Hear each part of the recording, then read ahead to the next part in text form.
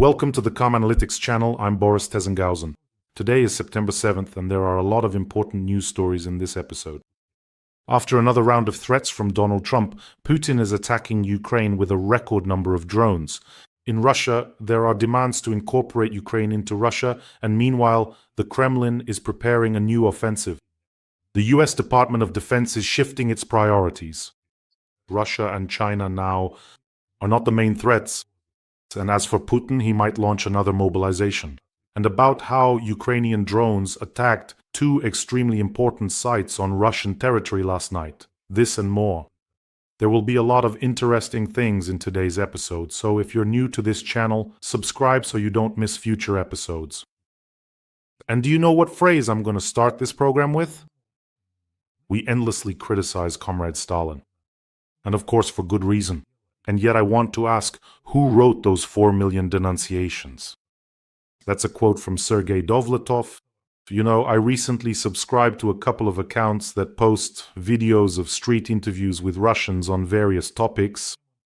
Purely, so to speak, from a medical point of view, I subscribe. And there are some truly astonishing moments there. Like a grandmother, a sweet old lady, and a little cap with such a gentle, elderly voice says that all of Ukraine should be wiped off the face of the earth along with the Ukrainians.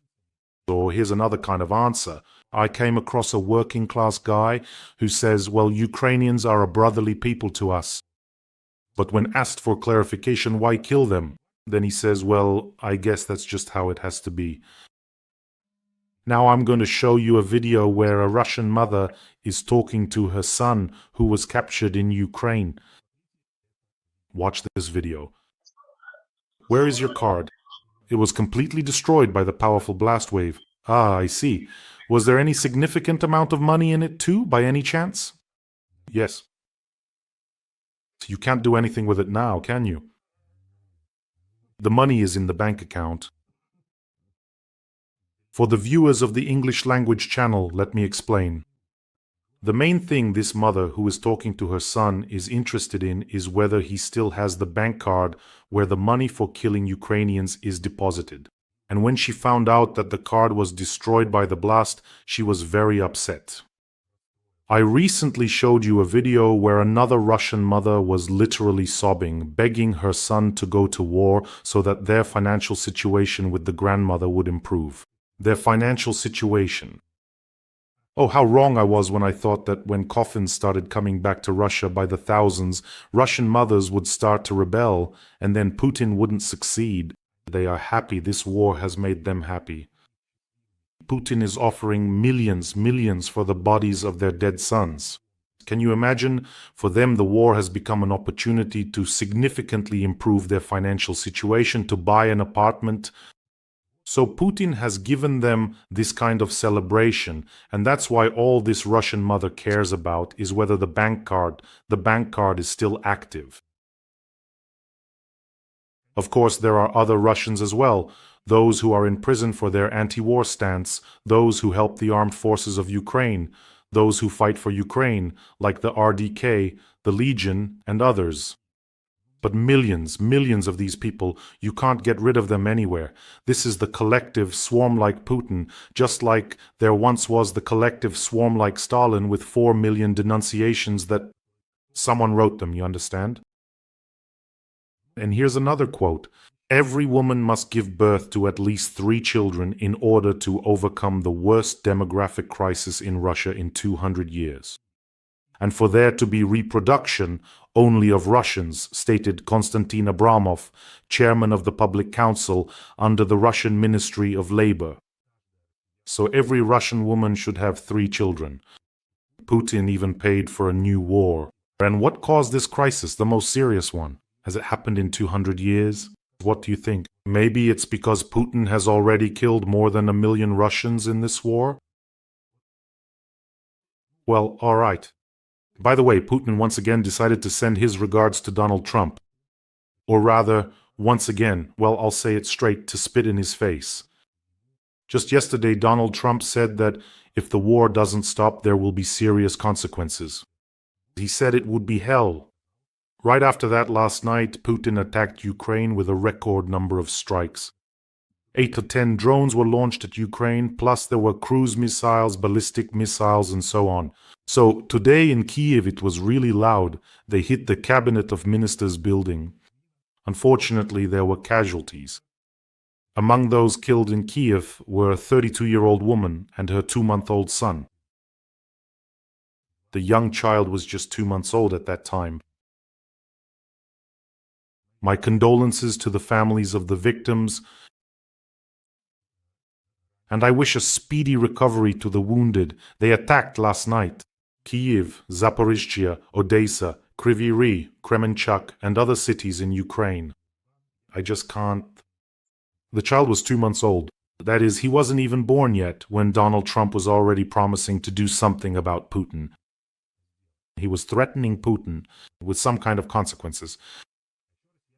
And today the Russians once again used their favorite sadistic tactic. After the drone attack, when the all clear was given, literally half an hour later, they launched missiles. So you know why they do this? When rescuers begin to deal with the aftermath, if there's a fire, a blaze, or something else, after some time, they launch missiles to hit the rescuers. With a second strike, they try to destroy those who are pulling people out from under the rubble. So I'm just telling you precisely who the former President Donald Trump truly wants to see in the vibrant city of Miami. There at the G20 summit.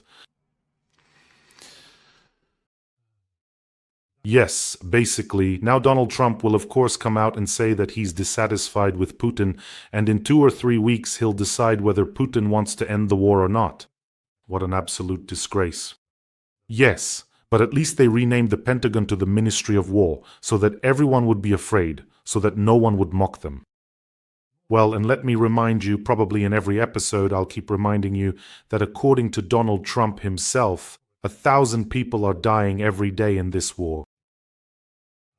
Trump gave Putin a 50-day ultimatum on July 14th, then shortened it to 10 days, but as you remember, nothing happened. So it's been 55 days since that very ultimatum was issued. If we use Donald Trump's math, that means 55,000 people have died during this time. Well, that's according to Donald Trump's math. Well, maybe, yes, Putin needs a little more time, maybe just a bit more, or maybe not just a bit.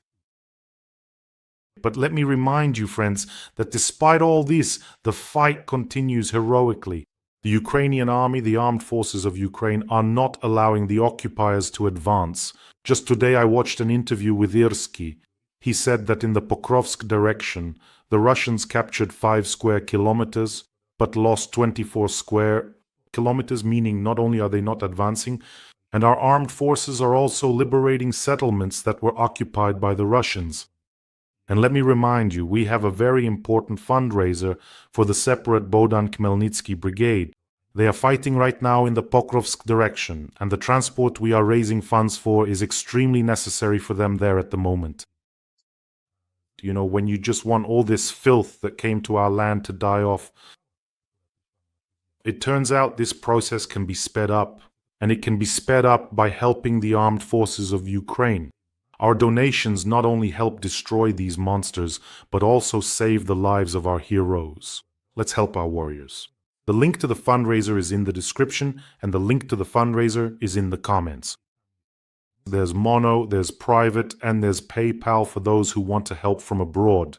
I want to say a huge thank you to all of you, both from myself and from our fighters. But to them, we owe a debt we can never repay. And here, yes, an important reminder, if you're not watching on my channel, because that can happen, other channels might post the video. Here's a QR code you can use to go directly to the fundraising page. And now Putin has started up his old tune again. About referendums, he dragged it out, saying that territorial issues in Ukraine should be decided by referendums, but for that to happen, martial law must be lifted and so on and so on and so on. I wonder, why is he so concerned about our referendums? He seems to know how to organize our country better than his own. If, according to Russia, Putin believes that these illegal entities like those in Donbass, which they created, and Crimea have the right to self-determination, then probably others do as well. Some entities within the Russian Federation supposedly have the right to self-determination, but this should apply to all, shouldn't it? Chechnya, Dagestan, Bashkortostan, Tatarstan, Yakutia, Tuva, Ingushetia, Kaliningrad, Siberia, Karelia. Every voice matters. Join our community, support independent journalism and help us bring you the truth from Ukraine.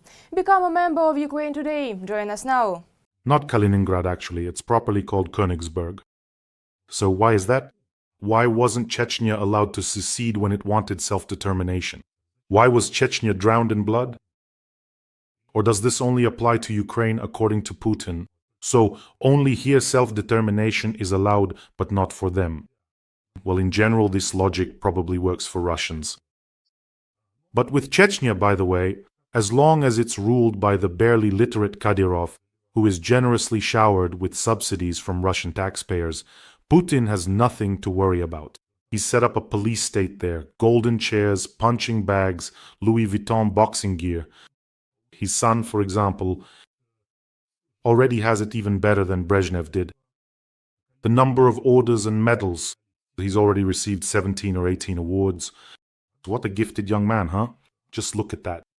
His father is an academician and he just keeps racking up awards one after another. So do you know what Kadyrov said today? That in order to achieve peace, Ukraine must become part of Russia.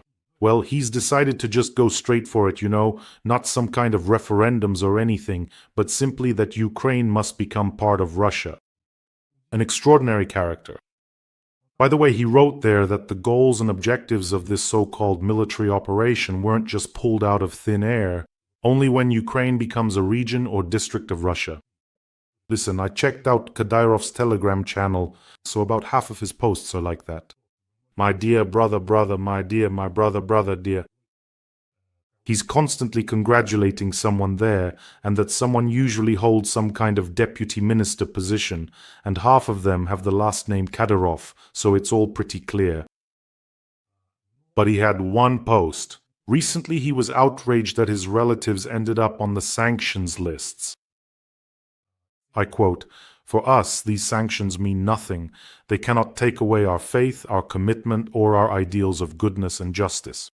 We have lived and will continue to live as our fathers taught us. We will always help those who are in need of support.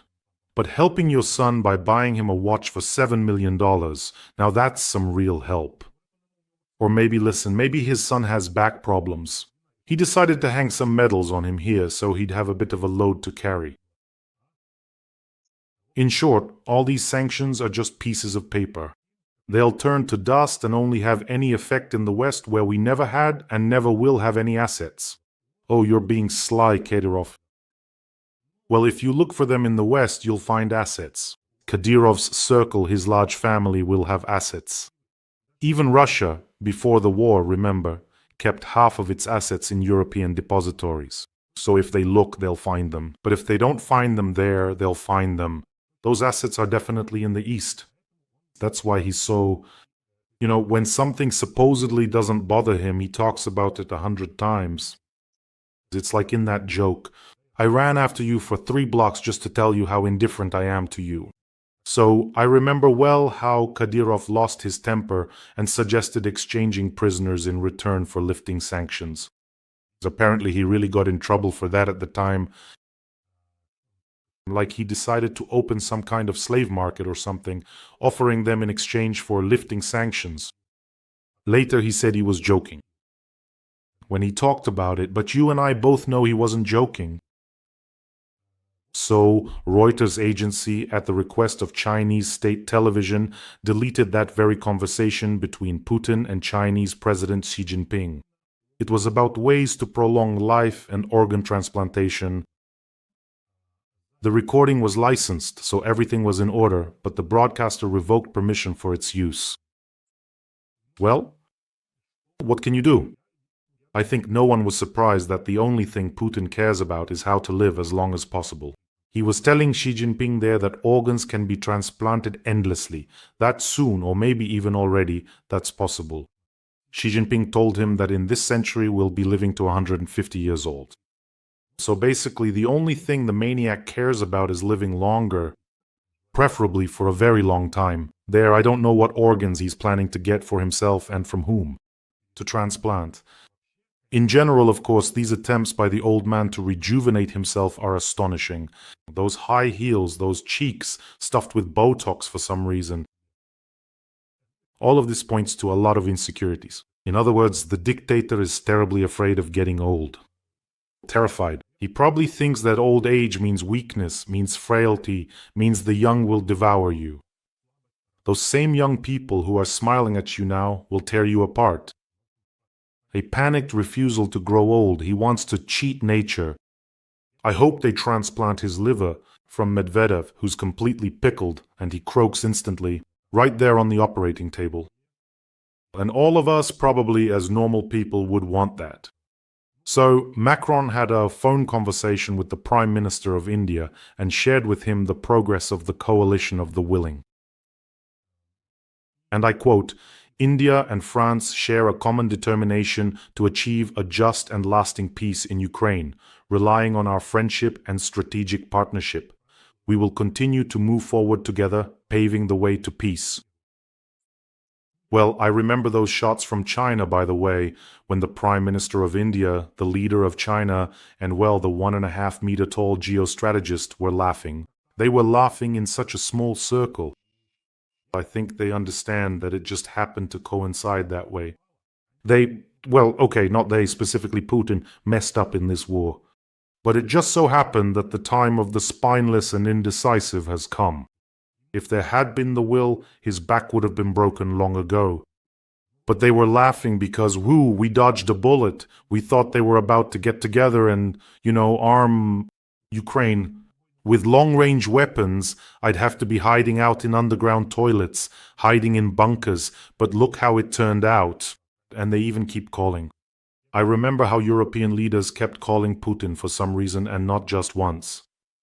I wonder, what did they expect to hear from him? Yes, I attacked. Yes, I'm killing. What do you want from me? Putin perceives any threats, persuasion, or attempts to establish contact as weakness. You'll all keep calling, you'll all keep begging. By the way, friends, I forgot to tell you, it arrived. Finally, the eagerly anticipated frame I've been patiently waiting for arrived, and I carefully added something special to it. I meticulously added it to this particular frame. So these are the patches of the units we have helped together. But while the frame was on its way, it turned out I needed another one, because there are already so many that they don't fit into just one. And when I carefully gathered them and laid them out, after all, I have a bit of a schizoid tendency. I just love doing this, and so everything is neat and tidy to arrange them like this. And I think each patch has its own story connected to that unit and so on. I think how many good, important, and necessary things we have done together. So once again, I want to thank you for the truly important help we are providing. The Pentagon wanted to shift its strategy from deterring Russia and China to focusing on internal threats. Senior Pentagon officials have proposed making domestic challenges and threats within the Western Hemisphere a priority for the US, instead of deterring Russia and China. Politico reports on this. This is stated in the draft of the new National Defense Strategy, which was presented to the head of the department, Putin Hekset, last week. In other words, sources note that if this document is adopted, it will mark a significant departure from the policies of previous administrations. Both Democratic and Republican. During his first presidential term, Donald Trump called China the main rival of the United States. Well, Biden also pointed out that it is necessary to confront the coordinated nuclear challenge posed by Russia, China, and North Korea. So in general, it's kind of strange. Everything seems to be at odds. This will go along with a hawkish approach, with hawkish statements from Donald Trump regarding these countries. Well, look at how things really are. China, Russia, what kind of threat are they really? North Korea, oh come on. Xi Jinping showed you everything clearly at the military parade. No one is saying that internal threats aren't serious, of course. But who says you have to choose one or the other? So looking at all of this, at the fact that Putin started a war, a huge war in Europe, a terrible war. China is rearming at record speed, showing you its latest developments. Putin is signing a strategic agreement with North Korea. North Korean troops are gaining combat experience. And all three of these countries are nuclear powers. Well, there's also Iran. Soon they'll create a nuclear bomb. And here, yes, what kind of threat is that? Oh, come on. Right under your nose, a monster has grown with the most advanced weapons. I'm talking about China, with a population of 1.5 billion. What kind of threat is that? Well, while the focus is shifting away from Russia and China, Putin has also decided to carry out a record-breaking rearmament of his army. By the way, this was stated by the head of the main intelligence directorate, Kirilo Budanov, who said that Putin might carry out a mobilization and is preparing for it. A large-scale rearmament worth more than $1 trillion. That's how it is. They might announce a mobilization because Putin does have certain problems, but they're afraid of destabilizing the country from within, so for now they're waiting. I think all this preparation for encapsulating the information space, disconnecting foreign services, this so-called unified national messenger, which will monitor everyone and transmit all information. So all of this is preparation for that, plus the whitelisted websites that can operate when mobile internet is shut off. In other words, once all of this is ready, then they can go ahead with mobilization, then they can write it up. Only approved websites will work. The messenger won't let anything slip through, no coordination of protest actions. This national one, that's the one. And probably some kind of remote blocking as well. That's it, goodbye. That's why no one will even make a peep. And in addition, Kirilo Budanov states that Russia is preparing a large-scale rearmament program. Basically, quoting him, it's the rearmament of the Russian Federation up to 2037, with an accelerated pace until 2030. This is the largest program since the 1980s, not even the final years of the Soviet Union. Right now, it's calculated at about more than $1 trillion. So this isn't the Ministry of Defense's budget, it's strictly a modernization program. I think even China will help if needed. So really, what kind of threat could these countries pose? Well, yes. By the way, friends, today is Military Intelligence Day. I congratulate everyone involved on this holiday. I have good, great, just acquaintances. Both people I know and those I don't. Congratulations on Military Intelligence Day. And by the way, last night in Russia, besides the Druzhba oil pipeline, which was attacked again, another oil refinery in the Krasnodar region was also attacked. And they also struck a linear production dispatching station. This is about... They hit the Druzhba oil pipeline, so there you go, take that and sign for it. Just look. If Ukraine had something more serious, not just drones, all the Russian oil refineries would have simply shut down by now. There would be a colossal fuel shortage. Without fuel, there's no war, as you understand. Without kerosene, planes don't fly. Yes, there are reserves, but even those could be targeted by drones. And right here, I can't help but recall the previous administration, not in a good way, Joseph Biden, which forbade us as soon as Ukraine started striking oil refineries very effectively, knocking out 10 refineries in about half a month. Immediately, by the way, the ministry, the Ministry of Defense, the Pentagon said, demanded that we not strike Russian oil refineries. Well, and in some regions of Russia, there's already a fuel shortage, for example, in the occupied Crimea. Putin, I'm telling you, Putin will bring everything back. He'll bring back the Soviet Union, don't you worry. At the very beginning, only a select few will be able to drive cars. Everything will be rationed, you won't need mobile phones, you won't need the internet, rotary phones. Bring back the gulag, informants, interrogations, execution squads. Everything will be just as ordered. By the way, friends, don't forget to subscribe to this channel. The more good people we have, the fewer bad ones there will be. Although I'm not sure about that, but subscribe anyway. Friends, well, that's where I'll wrap up. Episode. I really hope that maybe, if not Donald Trump, then at least Melania will tell him again today, Donald, how much longer can this go on? Just give it to that bald-headed guy properly. Why are you making yourself a laughingstock? For the whole world to see? Just embarrassing yourself. Yeah, I made that up, of course. Take care of yourselves, friends, and take care of your loved ones. Let's support the fundraiser for our soldiers. They really need it right now. Wishing us all a peaceful day and, of course, glory to Ukraine.